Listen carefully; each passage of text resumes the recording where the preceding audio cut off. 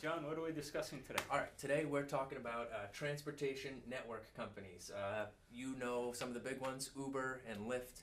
We get a lot of questions about insurance when you're a driver for Uber or Lyft.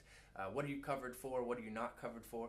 We know that Uber offers some limited coverage. Yeah, actually, Uber provides really good coverage, but as far as I know, it's $1 million liability insurance, and it includes some collision coverage for your car. The problem is it only provides it at certain times during the Uber transaction. Okay, so what we end up with is we're not covered for some things. So we're going to break that down for you here. When you're an Uber driver, there are 4 instances when you're driving your vehicle. There's, of course, personal use. So that's, I'm sure you probably have a day job. You're not driving Uber full-time, or some people are, but you're going to get groceries, driving to your work. Really, anytime you're not on the transportation network system. So you're not on Uber, you're not on Lyft, you're just using your car. Okay, so and then there's these 3 instances when you are driving for Uber, and that's you're waiting for a rider, your iPhone's turned on, you're waiting for somebody to call you for a ride, you're picking somebody up on the way, driving to somebody, and then you have passengers in your car, you're actually giving somebody a ride. Right.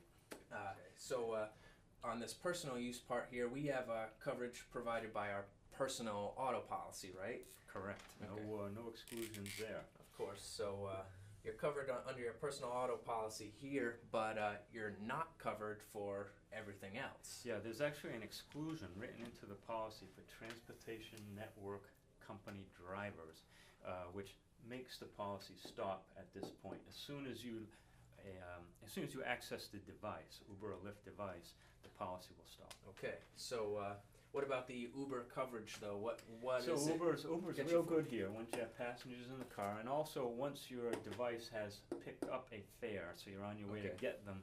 So these two, Uber's doing very well. Uber and Lyft, any of the transportation network policies work well there. The problem is here, while you haven't been contacted yet, and your device is active. So it's a little fuzzy here. You get some coverage. Well, it's worth saying no coverage. I mean, it doesn't cover collision. We know that the $1 million does not apply here. Okay. So that's a serious gap. gap. We got a serious gap there. Okay. So we have a solution for this, all right? The solution is to just add an endorsement, a policy change. So once you've been certified as a transportation network driver, an Uber driver, call us. We change this policy to include driving.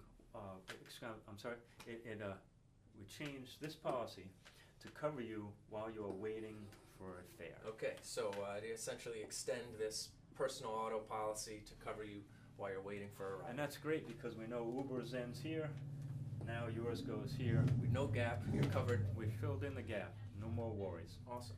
Yep, just contact us once you're a certified driver, we'll square it up with you. Thanks very much.